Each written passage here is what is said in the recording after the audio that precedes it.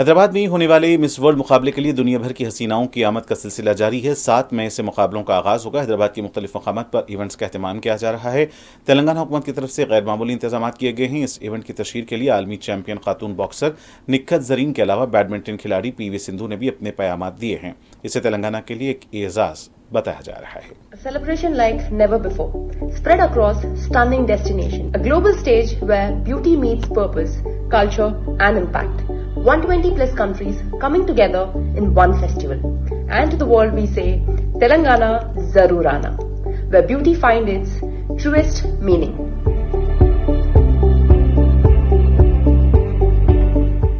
Hi, this is Nikhat Zareen. Miss World 2025 is happening in our city.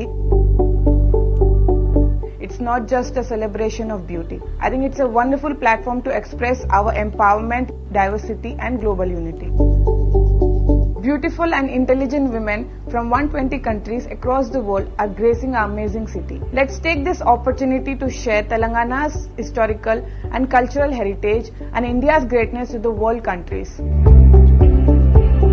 I want to congratulate to those who are participating in this event and to Telangana government. Let's make this event a grand success and unforgettable. Hyderabad Zarur Aana.